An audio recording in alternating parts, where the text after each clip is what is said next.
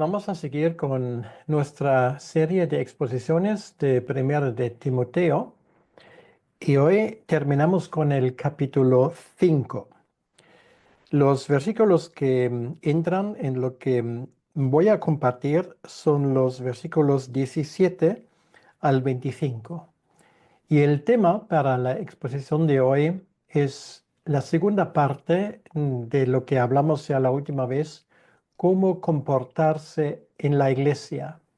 Bueno, tiene que ver con lo que mencionó Pablo a Timoteo un poco antes en esa carta, em, que él quiere enseñarle cómo comportarse en la casa del Señor. Es el versículo 15 del capítulo 3, donde dice, para que citarlo sepas cómo debes conducirte en la casa de Dios, que es la iglesia del Dios viviente, columna y baluarte de la verdad. Y de esto estamos hablando también hoy. Hoy el tema en cuanto al comportamiento son los ancianos que gobiernan la iglesia. Esto es particularmente interesante porque aprenderemos algo sobre la tarea de los ancianos, lo que precisamente estaban haciendo y que se esperaba de ellos en la iglesia primitiva. Eso por un lado, y eso por otro lado, aprendemos algo sobre una cuestión un poco delicada. ¿Qué pasa si uno o varios de los ancianos no se comportan directamente? Puede venir como una sorpresa para algunos que hasta en estos casos está previsto un mecanismo divinamente inspirado para tratar con una situación así. Dicho todo esto, ahora vamos a dar lectura al texto bíblico que nos corresponde hoy. Y como acabo de decir, estamos hablando de los versículos 17 al 25 del capítulo 5 de la primera carta del apóstol Pablo a Timoteo. Dice así la palabra de Dios. Los ancianos que gobiernan bien sean tenidos por dignos de doble honor, mayormente los que trabajan en predicar y enseñar. Pues la escritura dice, no pondrás bozal al buey que trilla, y digno es el obrero de su salario. Contra un anciano no admitas acusación, sino con 2 o 3 testigos. A los que persisten en pecar, repréndelos delante de todos, para que los demás también teman. Te encarezco delante de Dios y del Señor Jesucristo y de sus ángeles escogidos, que guardes estas cosas sin prejuicios, no haciendo nada con parcialidad. No impongas con ligereza las manos a ninguno, ni participes en pecados ajenos. Consérvate puro. Ya no bebas agua, sino usa de un poco de vino, por causa de tu estómago y de tus frecuentes enfermedades. Los pecados de algunos hombres se hacen patentes antes que ellos vengan al juicio, mas a otros se les descubren después. Asimismo, se hacen manifiestas las buenas obras, las que son de otra manera no pueden permanecer ocultas. Pues hasta aquí la lectura de la palabra de Dios, y vamos a pedirle al Señor ahora para que Él nos bendiga en esa exposición de su palabra. Señor, muchas gracias te damos en este momento y te pedimos que tú nos ayudes para que expongamos esa palabra bien, para que lo entendamos de tal manera como tú lo querías. Te pido, Señor, que nos ayudes a someternos a lo que nos dices en tu palabra, de guardarlo con el debido respeto. Y te doy las gracias por todos los que ahora están participando en esa exposición de tu palabra. Te lo pedimos, Señor, en tu nombre. Amén. Bien, entonces vamos a empezar con el versículo 17. Simplemente para hablar del contexto, que es bastante fácil en este caso. En esa última parte, Pablo aplica lo que acabamos de leer, de enseñar a Timoteo, de enseñar a su vez a otros cómo comportarse en la iglesia, en la casa del Señor. La última vez hablamos de las viudas. Era un tema que Pablo trabajó con bastante detalle. Y antes de esto, al inicio del capítulo 5, el tema era cómo amonestar a cualquier persona, no solamente a ciertos tipos, sino cómo comportarse a personas, frente a personas que son mayores o que tienen la misma edad o incluso son más jóvenes. Ahora la cuestión es los ancianos. ¿Qué pasa en una iglesia cuando los pastores, bueno, ya hemos aprendido que la expresión pastores y ancianos es intercambiable? ¿Qué pasa en una iglesia si esos pastores se comportan de una forma em, que no esté apoyada por la palabra de Dios? Quiere decir que están haciendo las cosas mal, incluso están pecando.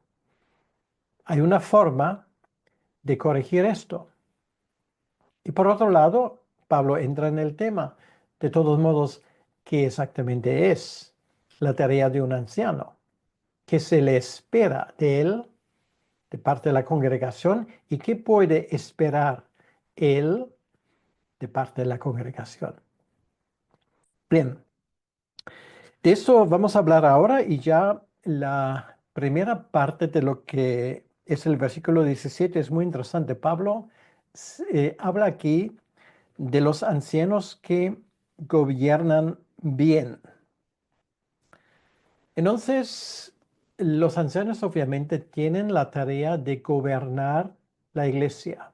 Y como veremos más adelante, había ancianos que estaban metidos más en cuestiones, hoy tal vez diríamos prácticas, que tenían que ver con la organización de la iglesia, y había otros que se dedicaban más al tema de la enseñanza em, y la predicación de la doctrina. Ahora, lo primero que Pablo dice aquí es que los ancianos que gobiernan bien, y esto implica que obviamente son ellos que tienen la autoridad en la iglesia. La palabra gobernar es una palabra que implica que ellos actúan de la autoridad que les fue dado de parte de Dios. O sea, es algo legítimo. Entonces, los que gobiernan bien, aquí dice, sean tenidos por dignos de doble honor. Y ya hemos visto la última vez, tal vez alguien se acuerda, esa palabra de honor, sí, habla de respeto, habla de una actitud que tenemos que tener frente a ellos, pero es mucho más que esto. Esto habla de una remuneración económica. Hasta el día de hoy en castellano tenemos la palabra los honorarios. Los honorarios es un dinero que alguien recibe por alguna actividad que él ha hecho y que ha sido a prestar un servicio. Aquí dice que esos ancianos que gobiernan bien sean tenidos por dignos de doble honor. Y ahora él destaca aquí un grupo entre ellos, particularmente aquellos que trabajan en predicar y enseñar. La palabra trabajar es una palabra que se usa, que están trabajando hasta el agotamiento, o sea, que dan realmente lo que humanamente se puede pedir de ellos. Ahora, que ellos sean dignos de doble honor no necesariamente quiere decir que ellos tienen que ganar el doble que otros, sino lo que quiere decir es que ellos tienen que ser considerados no solamente de un honor, de un respeto que les debemos, sino que además este respeto se debe de plasmar en la forma como les compensamos económicamente. No, la cuestión no es que ellos se hagan ricos, la cuestión es que honrarles en su manera de efectuar un servicio al cual Dios les ha llamado y que la congregación les muestre realmente, en este caso, ese honor que les debe en cuanto a lo que aporta económicamente para su sostenimiento. Y esto tengo que decirlo sobre todo en países donde normalmente el ministerio de un pastor dentro de la iglesia es un ministerio muy difícil por una sencilla razón, porque la gente espera todo. El pastor tiene que estar en todo, porque supuestamente para eso se le paga, pero las congregaciones normalmente a la hora de desembolsar y apoyar a ese pastor y a su familia, realmente, y muchas veces yo he visto casos así, son una auténtica vergüenza. Porque una cosa es decir, vale, estamos muy contentos con tu ministerio. Otra cosa es decir, queremos que tú puedas vivir de este ministerio y tu familia sin problemas. Y esto muchas veces no ocurre. Yo he visto casos y he escuchado casos incluso donde las congregaciones se le han prohibido al pastor de buscarse un trabajo adicional simplemente porque lo que la iglesia le pagaba no llegaba a final de mes y no estamos para gastar el dinero a lo tonto. Ese tipo de cosas existen y es una vergüenza. Pablo dice que esto no debe de pasar. Por cierto, yo puedo hablar de esas cosas para que luego nadie le diga, bueno, José lo está usando con una doble intención. No, yo no lo hago por eso, porque en primer lugar yo no necesito tu dinero, ¿vale? Y en segundo lugar, esto te lo guardas para aplicarlo en tu iglesia con tus pastores, ¿vale? Hónralos, si merecen ese honor según el texto, hónralos según la escritura, no solamente con palabras, sino también económicamente. Entonces, aquí vemos que hay entre esos ancianos un grupo particularmente que se dedica aquí a la predicación, la enseñanza. La predicación lo entendemos que es la proclamación de la verdad de la doctrina cristiana. Y la enseñanza también tiene una parte que es un poco distinto. No solamente es, de una forma positiva se enseñan cosas, sino además lo que se hace es que em, entra algo que nosotros hoy llamamos la apología, o sea, la defensa de la fe. Ambas cosas son muy importantes, lo positivo, pero también ayudar a los creyentes de no caer en muchas trampas. Ahora, Pablo, si por si acaso hubiese alguna duda, apoya lo que él acaba de decir citando la Escritura. Primero de un versículo del Antiguo Testamento, que es Deuteronomio 25:4, no pondrás bozal al buey que trilla. Bueno, en aquel entonces había bueyes que estaban dando las vueltas en los molinos de cereales, y allí pues más que un grano cayó en la tierra. Y lo que dice el Antiguo Testamento es que ese buey tiene el derecho de parar de vez en cuando para comer estos granos que caen en el suelo. O sea, esto no hay que quitarlo para tener más y sacar un poco más de provecho de esos cereales, sino déjaselo a tu em, asno o a tu buey, en este caso. Por lo tanto, no hay que ponerle bozal, ¿vale? Para que este animal pueda vivir bien del trabajo que hace. Y si esto se aplica a un animal, mira, cuánto más del pastor tuyo. Y luego también hay una cosa muy interesante, hay otra cita, y esto es: digno es el obrero de su salario. Ahora, ¿dónde vas a encontrar esto en el Antiguo Testamento? Y la verdad que en ningún sitio. Es que es una cita textual de Lucas 10:7 y viene de la enseñanza de Jesucristo. Lucas 10:7, ahí lo encuentras. Quiere decir, a esas alturas, cuando Pablo escribe primero de Timoteo, la mitad del primer siglo, el Evangelio de Lucas ya era un evangelio conocido, que ya circulaba en las iglesias. Y aquí estamos hablando de una iglesia en Éfeso, que obviamente ya tenía conocimiento de esto, y Pablo lo está citando. Él no dice que Lucas lo escribe, pero es evidente, tú lo mismo lo puedes buscar, que es una cita de Lucas 17, lo cual nos enseña una cosa.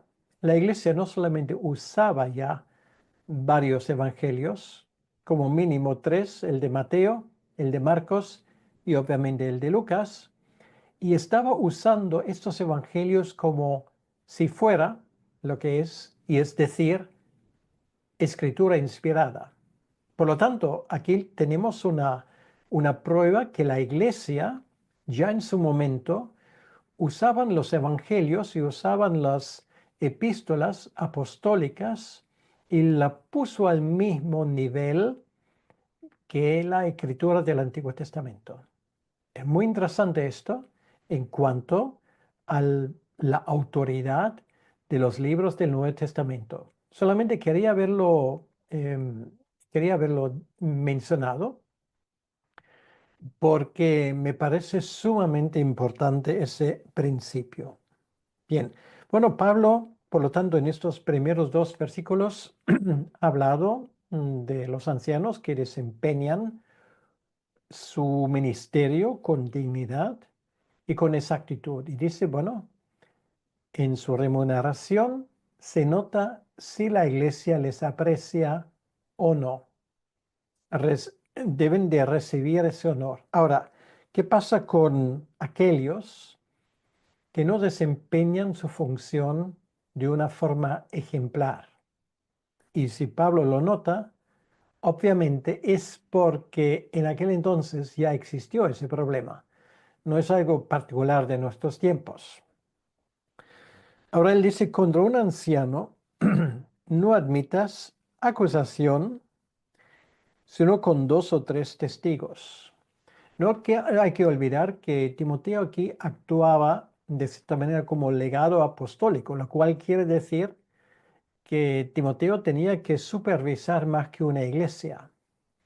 Y por lo tanto, esos ancianos estaban llevando a cabo en diferentes lugares de la ciudad de Éfeso y de sus alrededores esas tareas de gobernar las iglesias. Y por supuesto, nos podemos imaginar bien que de vez en cuando había quejas. Bueno, como hasta el día de hoy.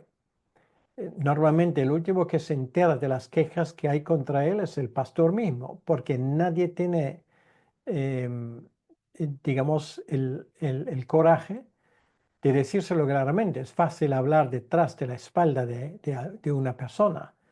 Es muy fácil también que lleguen quejas primero a otros y no a la persona que realmente a la cual debería dirigirse la queja. De esto en Mateo capítulo 18 hay unas normas muy claras y además muy practicables. Y Pablo dice lo mismo: si alguien se queja contigo de un anciano, no lo admitas a menos que hay dos o tres testigos. Es un principio que viene del Antiguo Testamento. Nadie podía ser condenado ante un tribunal a menos que había dos o tres testigos que confirmaban la misma cosa. Ahora, si esos dos o tres testigos no existen, no la admitas, lo cual quiere decir la persona que lo dice está bien aconsejada de simplemente callarse el pico. Ahora, si esto es lo que tiene de acusación contra un pastor, si quiere llevar a cabo una acusación formal, necesita 2 o 3 testigos. Y si no los tiene, pues no puede hablar. Entonces, no solamente esto, vamos a suponer ahora el caso, y esto es ya entrando en el versículo 20, que efectivamente hay 2 o 3 testigos que confirman la misma cosa. Y entonces, ¿qué pasa con el anciano? Dice el versículo 20, a los que persisten en pecar, repréndelos delante de todos. Delante de todos, en mi entendimiento, es delante de toda la congregación. O sea, quiere decir, si de verdad hay un anciano que ha pecado, y normalmente los pecados de un anciano pueden ser públicos o pueden ser no públicos. Pero en este caso, realmente, si la cosa se confirma y si ya llegamos a los 2 o 3 testigos y estamos suponiendo que ya se hizo previamente lo que Mateo capítulo 18 dice, que primeramente se le ha hablado de forma personal, luego otras personas, luego dice Mateo, hay que llevarlo delante de la congregación, es de lo que estamos hablando aquí, ¿vale? O sea, esto encaja nítidamente. Entonces, en este caso hay que reprenderle públicamente, quiere decir delante de toda la iglesia.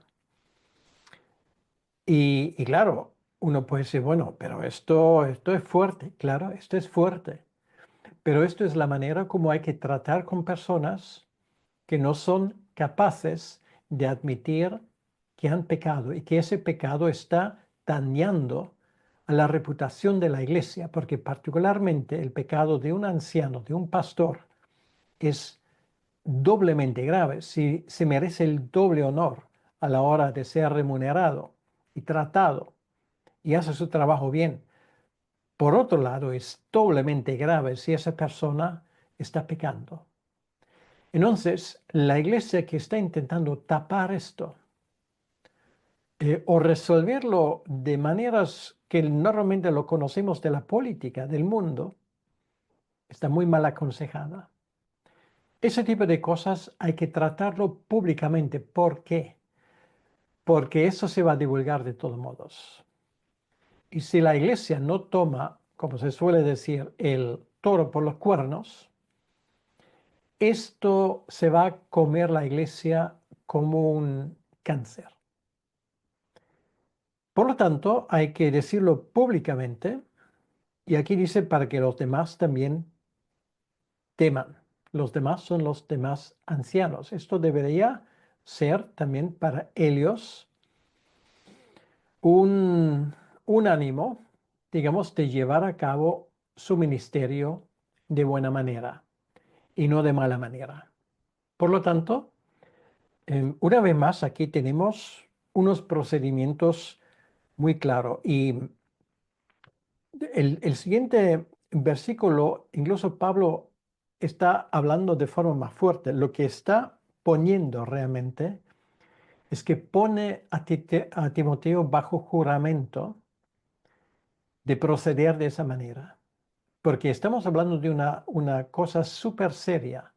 Alguien que tiene responsabilidad de una iglesia y que no se comporta en consonancia con su responsabilidad, está causando un grave daño. Por eso Pablo aquí se pone solemne y dice, te encarezco delante de Dios y del Señor Jesucristo y de sus ángeles escogidos, que guardes estas cosas sin prejuicios, no haciendo nada con parcialidad. O sea, lo que se le espera de Timoteo es que si esto está pasando, es una cosa desagradable, por supuesto, pero si esto está pasando, tienes que actuar de una forma imparcial.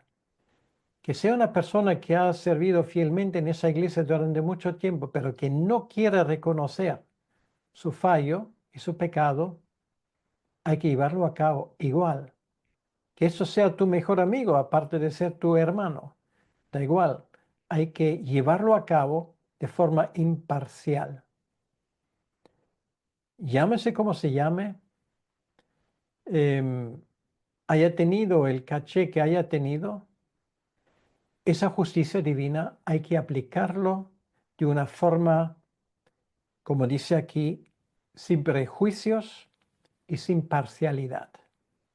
Porque donde esto entra en la iglesia, estamos con el politiqueo que vemos todos los días en nuestros partidos políticos y nuestros gobiernos.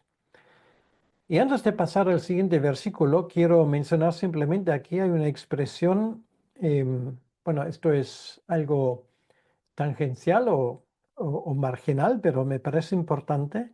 Aprendemos aquí que hay ángeles escogidos. Bueno, ¿quiénes son los ángeles escogidos? Los ángeles escogidos son aquellos que no participaban en la em, em, rebeldía de una tercera parte de los ángeles que se pusieron del lado de Satanás en su momento. Son los ángeles escogidos. ¿Por qué escogidos? Porque Dios los escogió para seguir adelante de forma fiel. Y en ese momento ellos, y esto implica la palabra, fueron confirmados en su estado de impecabilidad. Quiere decir que ya no hay que esperar o temer una segunda revolución de los ángeles, un segundo sublevamiento, sino ellos van a seguir adelante ahora para siempre siendo fiel al Señor. Por eso se les llama los ángeles escogidos. Ahora volvemos al tema de los ancianos. Em, hablamos del caso de un anciano que obviamente estaba llevando a cabo su ministerio de una forma no correcta, porque vive en algún tipo de pecado del cual no quiere arrepentirse. Esto puede tener varias razones y efectivamente puede pasar con una persona que ya lleva mucho tiempo en el ministerio. Esas cosas han pasado. Pero también puede tener otra razón, y esta es la razón que Pablo aquí ve más probable. Aquí cabe el peligro que este anciano sea un neófito, o sea, una persona que lleva relativamente em, poco tiempo en la fe, que tal vez no ha llegado a un grado de madurez que se le espera de él, que ha sido ordenado por imposición de las manos de forma demasiado precipitada. Y es muchas veces, sobre todo cuando tú tienes iglesias que están creciendo rápidamente, como en aquel tiempo, pues a veces existe la tentación de ordenar a alguien al ministerio con demasiada rapidez, porque parece que el momento lo exige. Ahora, Pablo avisa de esto y dice, no pongas, versículo 22, con ligereza las manos a ninguno, ni participes en pecados ajenos. Consérvate puro. Quiere decir, si tú ordenas a alguien anciano, tienes que saber muy bien quién es esa persona. Tienes que saber de su vida. Tienes que saber, dentro de lo posible, si ha encubierto pecados del pasado que nunca fueron tratados. Por eso es muy importante para las iglesias también, si es una persona que viene de fuera, también de buscar referencias. Es muy bíblico esto, porque hay que tener absoluta claridad que esa persona que oficialmente es ordenado para ser pastor, anciano de una iglesia, sea intachable en cuanto también a su pasado. Eso no quiere decir que pecados del pasado no pueden haber sido perdonados, pero hay que saber que esto ha pasado, ¿vale? No debe de haber allí manchas oscuras o capítulos desconocidos. Esa persona tiene que ser honesta también en lo que dice de su vida. Y Pablo dice, si esto lo haces con precipitadamente, demasiado rápido, estás participando en pecados ajenos, ¿vale? O sea, quiere decir una parte de esa responsabilidad recae sobre ti. Por lo tanto, esto es muy importante. Bueno, ya Pablo le dice consérvate puro, lo cual quiere decir cuida mucho tu higiene espiritual, ¿vale? No te hagas partícipe de pecados de otros. Es muy curioso que llegado a ese punto, em, Pablo le da un consejo de buen amigo, porque obviamente Timoteo era un hombre muy dado a tener enfermedades. Por alguna razón, cosa que no era normal en aquel tiempo, pero por alguna razón, Timoteo em, solo bebía agua, no bebía vino. No sabemos las razones, pero Pablo dice, bueno, ya que estamos hablando de higiene espiritual, tiene un poco de higiene también alimenticia. ¿Cuál es la razón? Porque en aquel entonces el agua, sobre todo en una ciudad como Éfeso, es raro que tú conseguías agua pura. Normalmente el agua siempre llevaba microbios y microorganismos porque no había mucha higiene en aquel entonces. Claro, el apóstol no sabe microorganismos, de bacterias o de ese tipo de cosas, pero él sabe una cosa, normalmente si tú bebes vino o mezclas el agua con vino, que era una costumbre muy extendida en aquel entonces, esas cosas no te pasan.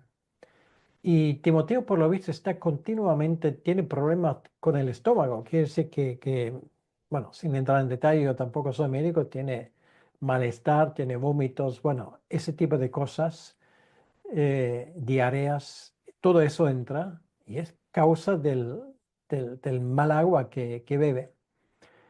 Y Pablo le da ese consejo, ya no bebas agua, sino usa de un poco de vino por causa de tu estómago. Normalmente se mezclaba, ¿no? Y con esto matas a las bacterias, por lo menos la gran mayoría.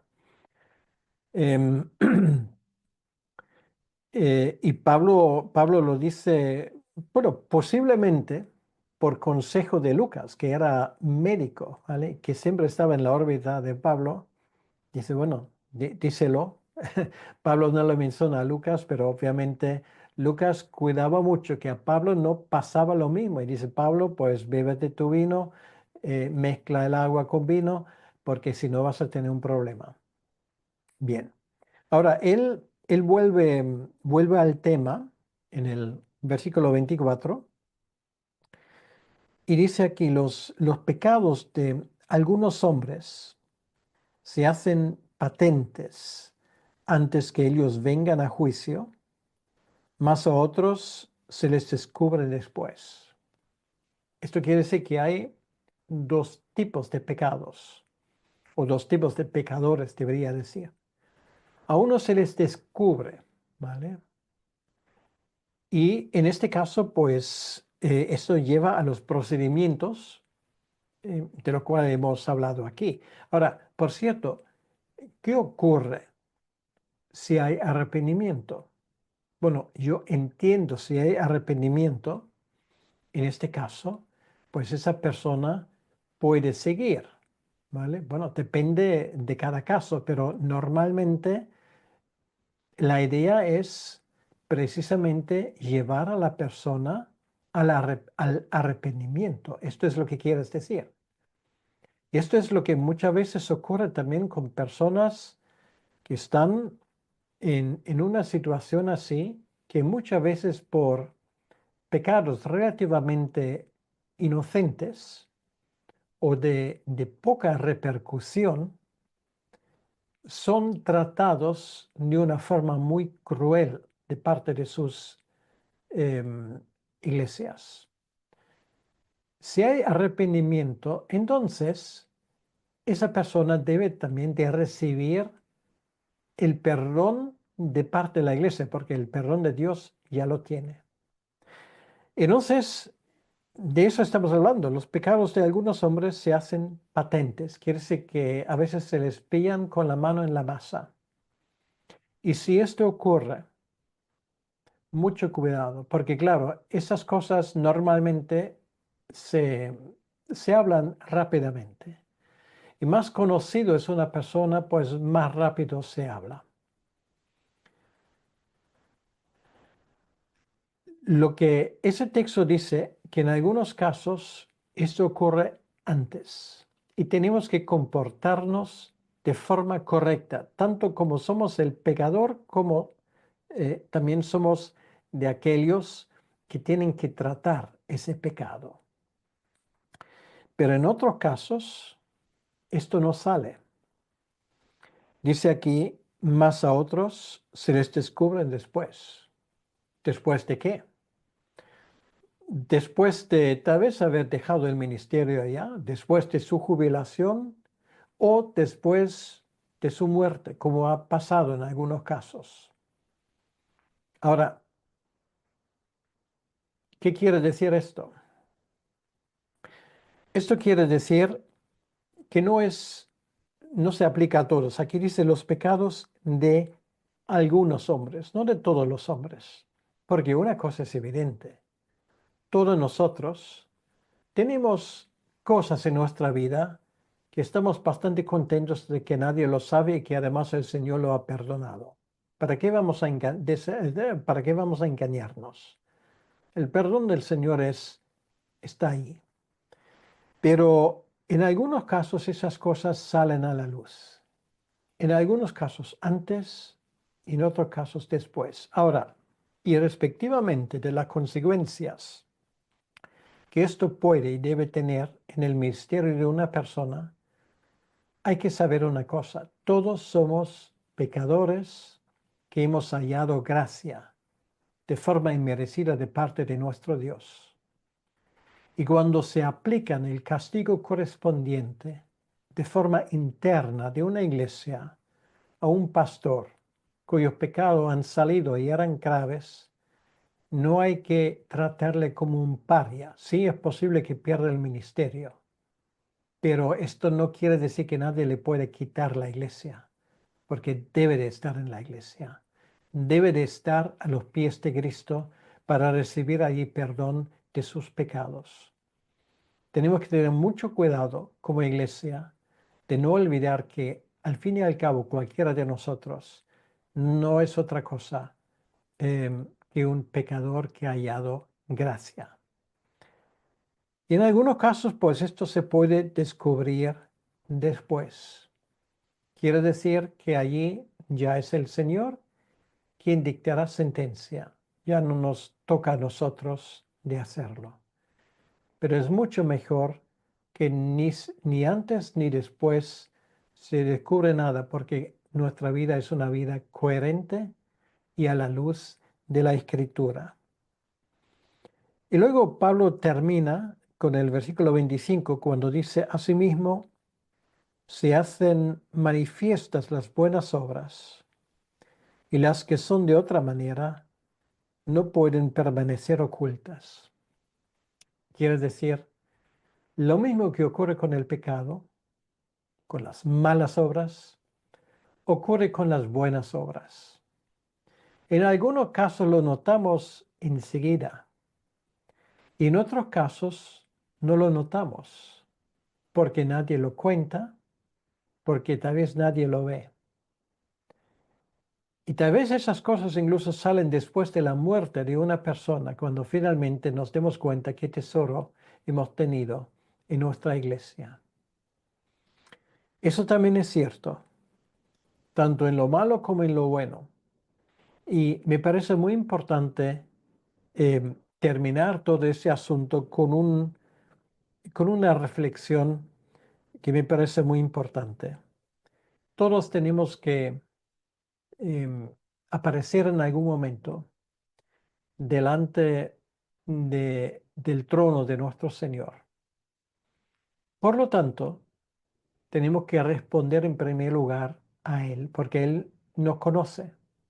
Conoce hasta las páginas oscuras de nuestra vida. Y si tal vez ahora Dios te ha hablado, mira, enfrenta esas cosas reconociendo tu pecado. Pídele perdón al Señor. El Señor te perdonará. pero sobre todo no lo vuelves a hacer. Y tal vez necesitas ayuda en este caso. Tal vez necesitas la ayuda de una persona que tiene oídos para escuchar lo que le quieres decir. Si tienes esa posibilidad y ves la necesidad, hazlo, porque eso traerá paz y alivio a tu vida y tal vez también a tu ministerio. Y eso te lo deseo de corazón.